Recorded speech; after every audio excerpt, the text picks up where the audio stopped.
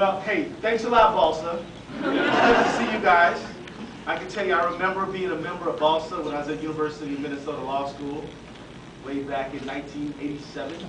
But I tell you, it's always a joy, and I'll never forget Balsa. I remember participating in Balsa activities just like it was yesterday. I remember when we told the dean that it was unacceptable that we didn't have more black professors at the school. I remember when we reached out to people in the community who were having problems with police brutality and began to hold forums and talked about having a civilian review authority. It actually helped write it in Balsa, in law school. And I remember the time that we spent, it was rich, it was informative, and it basically set me on the trajectory that I've been on ever since that time. I mean, I graduated from law school at the age of 25, and I'm 48 now. But I can tell you that Balsa has never left me, and I pray that it never, ever leaves you. The experiences that you're having now are experiences that you will be carrying with you. Much like being nice to Barry, you're going to have other experiences as well that are going to help shape your career, and so make the very most of them. You know, go to take those clinics. Don't just take the bar courses. Take the courses that you're just interested in so that you can really, really find your place and pursue your niche. And let me also say this, when I was in law school, a lot of us, we were like, look, if you really want to make progress and fight for justice, you got to go, maybe be a public defender or do civil rights or something. And that's great, and I did it. But I'm telling you, don't limit yourself that way. Think about the fact that if you go become an environmental lawyer, you can make a difference literally in life or death in the lives of people. Last night, we could have used an environmental lawyer that I thought I saw. There she is. Everybody give a big old hand at Donna Edwards.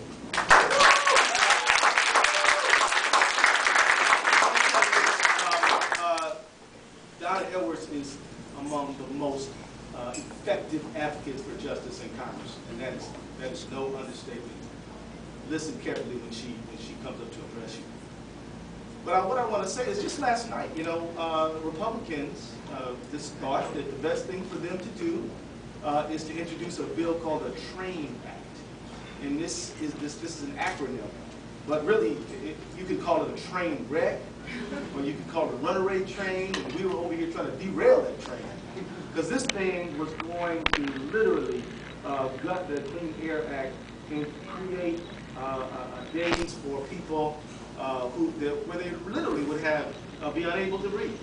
Asthma affecting kids. You know what's the #1 reason kids don't go to school? Asthma. How many people in this room may have had an inhaler they need to rely on? It's not supposed to be that way. It's in the air, folks. Now think about your seniors. COPD, emphysema, things like this. These bad air days make it worse for them. And it's estimated that if they actually pass this monstrosity into law, as many as 17,000 people their deaths will be directly related to the change in the law. So we could use an environmental lawyer who will write the rules, who will advocate, who will fight, and who will uphold the best interests of the American people. Now I'm telling you, way back in the day, I started an environmental group called the Environmental Justice Advocates of Minnesota, EJAM. And I didn't start that group because I didn't have anything else to do. I started this group because after going around in the community that I represented as a state legislator, I just saw too many inhalers, too many people on nebulizers, and what I found out is that we had a coal-burning plant less than a half a mile from the neighborhood I represented. And then that wind would blow over, and there was no doubt that people would have a lot of asthma. So we did something about it. But if I was not a lawyer, and I had not been exposed to the necessity of social justice at Balsa, I might not know how to bring together the documents to have our organization become a 501c3 group. I might not have the organizing skills to bring people back. And you know what? Other people and friends that I had met at Balsa came and jumped up to the plate. When I said, look, we got to start this group, people came in and we got it done. And I'm telling you, we made sure. We threatened to sue. We didn't have to. But when we got ourselves organized, we got in the face of this energy company, and we told them, you're going to be in big trouble unless you convert to at least a natural gas energy plant, they listened to us because we had not only did we have the heart to serve, but we had the professional credentials to serve just like you guys are developing right now. So let me just wrap it up. Got to go jump on a plane at 8:05. I want to let you know that I'm very honored, very humbled by your award. Truth be told, I actually do not deserve it. But I'm humbled by the fact that you guys recognize some of the things that I did. And you can bet that you giving me this award will just motivate me to fight harder and one day perhaps approach deserving such recognition.